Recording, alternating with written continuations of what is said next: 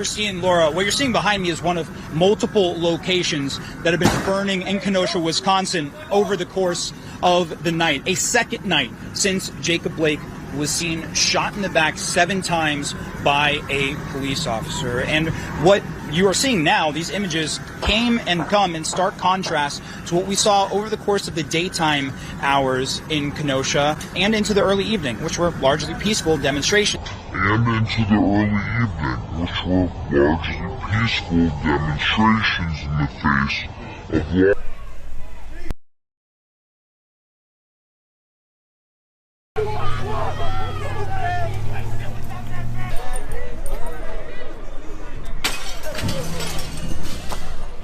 As you can see, they're breaking the windows right now. They're looting, they're breaking the windows. Share this stream. We're in Kenosha.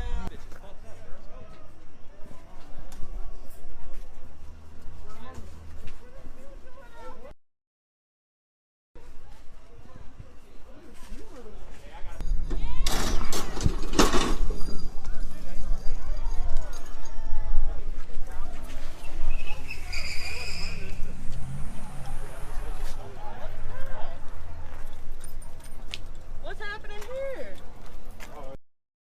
That's... They're burning the car.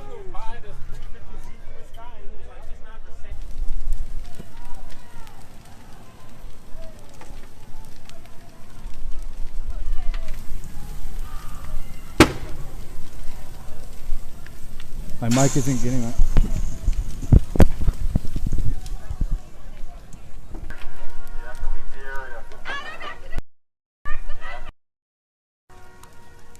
The roof!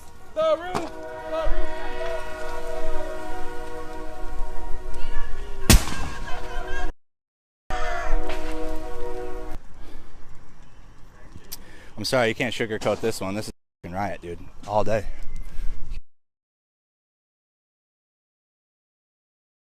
There's a state of emergency in place in Ottawa where the police chief says COVID protests are a, quote, nationwide insurrection driven by madness. Thousands of Canadians, you see the pictures there, protesting vaccine mandates. It started with a so-called Freedom Convoy led by truckers protesting a new mandate requiring vaccines in order to enter the country. CNN's Paula Newton live for us now in Ottawa with the latest. Remarkable protest, Paula. Absolutely remarkable. I mean, just think of the language. I know it sounds familiar to you, right? A threat to democracy, an insurrection, sedition. I want to be clear, things have quieted down a bit, but that does not take away from the basic truck-in, right? The sit-in that's going in right in front of the National Parliament. And as you said, this started as the Freedom Convoy. It rolled right from the west to here in the east, spread on the weekend to several cities and towns. Things have quieted down substantially. And yet what lingers are very persistent protesters here saying that, look, it's not just about a vaccine mandate and being able to cross the border in your truck. No, it's about all of it. The mass perspective. In terms of our investigations, to date, we've had over 400 calls for service directly related to the protest. 400. From that, we've initiated over 50 criminal investigations, including 11 hate crime related investigations that to date have resulted in the charges of 4 people, relaying of 7 different charges. 4 people, 7 charges. And we talked about this previously. We know that when the truckers responded, I made a video about that up here. The truckers responded and specifically said one person was a former RCMP agent. People are telling me he used to be on Justin Trudeau's sniper team. Apparently, he reported some of these people over to law enforcement and they made the arrests. And then they put it out on CBC that these people were arrested as being related to the protests.